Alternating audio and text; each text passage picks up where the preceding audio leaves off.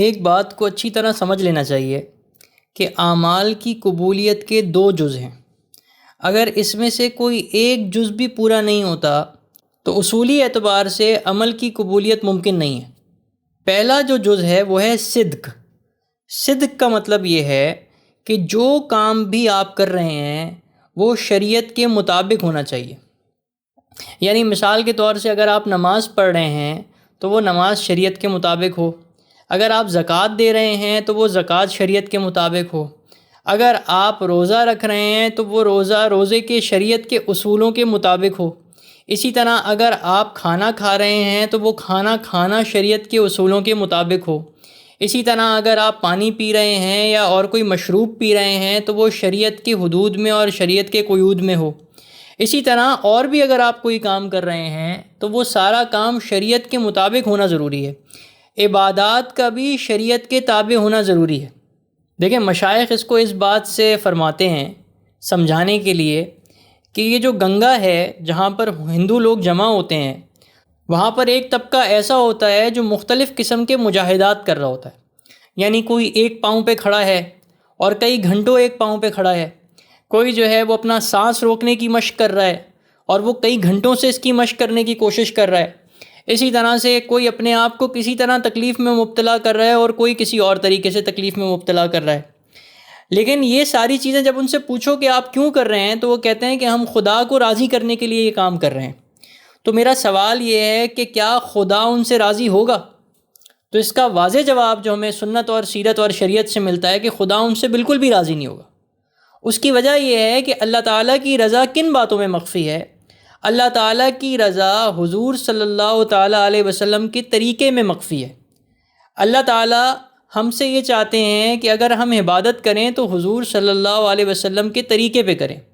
اور اگر ہم اللہ تعالیٰ کو راضی کرنا چاہتے ہیں تو اس کے لیے حضور صلی اللہ تعالیٰ علیہ وسلم نے ہزاروں لاکھوں طریقے ہمیں بتا دیے ہیں۔ اگر تو ان کا عمل اس طریق سے میل کھا رہا ہے، پہلے تو وہ اللہ کو راضی کرنا چاہتے ہیں اور اس طریق سے میل کھا رہا ہے جس کا جو پہلی بنیاد ہے وہ ایمان میں داخل ہونا ہے،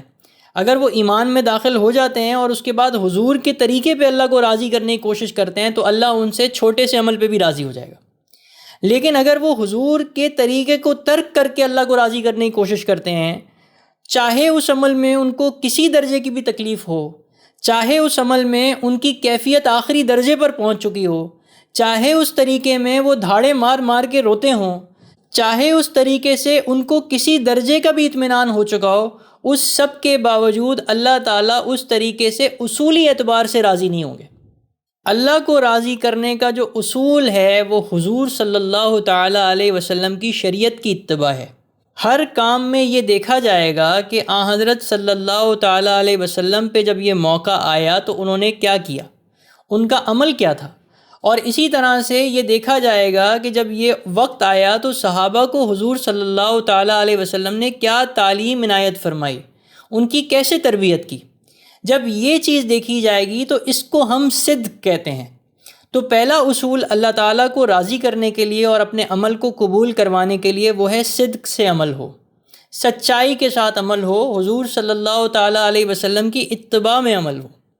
دنیا کی سب سے بڑی سچائی لا الہ الا اللہ محمد رسول اللہ ہے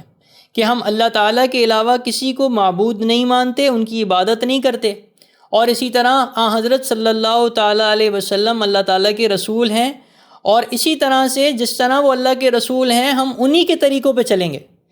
رسول ہونے کا مطلب یہی ہے کہ جو ان کی تعلیمات اب ہمارے پاس پہنچ چکی ہیں ہم انہی تعلیمات پر عمل کر کے اللہ کو راضی کریں گے، ہم انہی تعلیمات کے مطابق اللہ تعالیٰ کی عبادت کریں گے اور انہی تعلیمات کے ذریعے سے اللہ تعالیٰ کو راضی کریں گے۔ تو سب سے پہلا اصول تو صدق تھا، صاد دال قاف، صدق۔ دوسرا اصول یہ ہے کہ جب انسان کے عمل میں پہلے تو وہ اللہ کو اپنا معبود مان چکا ہو اور حضور صلی اللہ تعالیٰ علیہ وسلم کی شریعت کے طریقے کو اپنا طریقہ بنا لے، تو اس کے بعد پھر جو دوسری چیز، دوسرا جز کسی عمل کو قبول کروانے کے لیے ہے وہ ہے اخلاص، کہ اس کی نیت اور اس کا عمل صرف اور صرف اللہ تعالیٰ کو راضی کرنے کا ہو۔ اس کیفیت کی مشق یہ ہے کہ ہر کام کو کرنے سے پہلے اپنے آپ کو اس بات کی طرف متوجہ کریں کہ جو بھی کام میں کر رہا ہوں یا جو بھی نیت میں کر رہا ہوں یہ اللہ کے لیے، اللہ کو راضی کرنے کے لیے کر رہا ہوں۔ بلکہ اللہ والے اس کو یہ فرماتے ہیں کہ اللہ کی عبادت اللہ کے لیے کر رہا ہوں، اس عبادت میں جو لذت آتی ہے مجھے وہ بھی مقصود نہیں ہے، میں کوئی اور چیز نہیں چاہتا، میں صرف اور صرف اللہ کی رضا چاہتا ہوں۔ ظاہر ہے شروع میں یہ کیفیت کامل درجے نصیب نہیں ہوتی، لیکن جب انسان اس کی مشق کرتا رہتا ہے تو اللہ تعالیٰ اس کو یہ کیفیت نصیب فرماتے ہیں کہ پھر وہ جتنی بھی عبادت کرتا ہے وہ محض اللہ کی رضا کے واسطے کرتا ہے۔ مخلوق سے فائدہ یا شہرت یا دکھاوا یا ریاکاری اس کا مقصد نہیں ہوتی۔ اللہ تعالیٰ کلام اللہ میں فرماتے ہیں وَمَا أُمِرُوا إِلَّا لِيَعْبُدُوا اللَّهَ مُخْلِصِينَ لَهُ الدِّينَ حُنَفَاءَ وَيُقِيمُوا الصَّلَاةَ وَيُؤْتُوا الزَّكَاةَ وَذَلِكَ دِينُ الْقَيِّمَةِ، اور انہیں اس کے سوا حکم نہیں دیا گیا تھا کہ وہ اللہ کی عبادت کریں، دین کو اسی کے لیے خالص کرتے ہوئے یکسو ہو کر نماز قائم کریں اور زکوٰۃ ادا کریں، اور یہی سیدھا دین ہے۔ یہاں اللہ مخصوص انداز میں متوجہ ہو کے اللہ کے لیے عمل کرنے کی طرف متوجہ فرما رہے ہیں کہ عمل محض اللہ کے لیے ہو، ہماری نمازیں محض اللہ کے لیے ہوں، ہماری زکوٰۃ محض اللہ کے لیے ہو، اور یہی سیدھا دین ہے، یہی سیدھا راستہ ہے۔ تو عمل کی قبولیت کے یہ دو بنیادی اصول ہیں کہ پہلی چیز تو یہ ہے کہ حضور صلی اللہ تعالیٰ علیہ وسلم کی شریعت پہ ہو۔ اب اسی نماز کو لے لیں اور اسی زکوٰۃ کو لے لیں۔ کوئی آدمی کہتا ہے کہ بھئی زکوٰۃ میں مستحقین کو نہیں دوں گا، میں زکوٰۃ کسی کو بھی دے دوں گا، تو اس کی زکوٰۃ ادا ہی نہیں ہوگی۔ کیوں؟ اس نے صدق سے کام نہیں لیا، یہاں پہ اس نے حضور صلی اللہ تعالیٰ علیہ وسلم کے طریقے پہ کام نہیں کیا۔ جو آدمی اصولوں کے مطابق زکوٰۃ کا مستحق نہیں تھا، اس نے اس کو زکوٰۃ دے دی۔ حضرت صلی اللہ تعالیٰ علیہ وسلم کی شریعت میں متعین ہے کہ کون مستحق ہے اور کون مستحق نہیں ہے، تو اس کی زکوٰۃ ادا نہیں ہوگی۔ اسی طرح کوئی آدمی کہے کہ فجر کی نماز صبح کی نماز ہوتی ہے اور میں صبح 11 بجے پڑھ لوں گا، یا جمعے کی نماز میں اتوار والے دن پڑھ لوں گا کیونکہ میں فارغ ہوتا ہوں، اچھی کیفیت کے ساتھ پڑھوں گا، تو اس صورت میں اگر وہ پڑھ لے گا، بھلے وہ رو رو کے اپنا مصلی کیوں نہ بھر دے، اس سب کے باوجود اللہ تعالیٰ کے ہاں اس کی عبادت قبول نہیں ہے، کیونکہ جذبہ بھی صرف تب صحیح ہوگا جب وہ حضور صلی اللہ تعالیٰ علیہ وسلم کی شریعت کے تابع ہوگا۔ تو سب سے پہلی چیز حضور کی شریعت ہے، یعنی صدق کے ساتھ عمل کرنا ہے۔ دوسرا کام یہ ہے کہ جب وہ زکوٰۃ دے تو وہ اس بات کی فکر کرے کہ یہ میں اللہ کے لیے دے رہا ہوں، اللہ کا حکم ہے، نبی کا طریقہ ہے، اور نبی نے ہمیں اس طرح کرنے کو کہا ہے۔ اب یہاں پہ میرا مقصود صرف اللہ کو راضی کرنا ہے، میں دکھاوا نہیں کرنا چاہتا، میں اس سے شہرت نہیں چاہتا، میں اس سے دنیا کا کوئی اور فائدہ نہیں چاہتا۔ اسی طرح جب وہ نماز پڑھے گا تو وہ یہ کہے گا کہ یہ میں نے اللہ کے لیے نماز پڑھی ہے،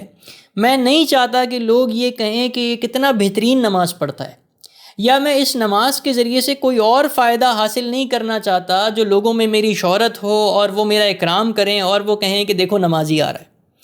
تو جب انسان ان دو اصولوں کی پابندی کرتے ہوئے عمل کو کرتا ہے تو پھر ایسا عمل اللہ تعالیٰ کے ہاں قبول ہوتا ہے۔ اللہ والے اکثر ایک بات فرماتے ہیں، وہ یہ کہتے ہیں کہ عمل کرنا بڑی بات نہیں ہے، عمل کو بچا کے آخرت تک لے کر جانا، اللہ کے سامنے پیش کرنا بڑی بات ہے۔ یعنی عمل راستے میں بہت ساری غلطیوں کی وجہ سے ضائع ہو جاتے ہیں، جس میں اخلاص کی کمی سرفہرست ہے، کہ جب انسان اخلاص کی کمی کے ساتھ عمل کرتا ہے تو اس کا عمل گر جاتا ہے، زائل ہو جاتا ہے، اور اس کی وجہ سے اس کا عمل ضائع ہو جاتا ہے۔ اللہ تعالی ہمارے ان اعمال کو ضائع ہونے سے بچائے۔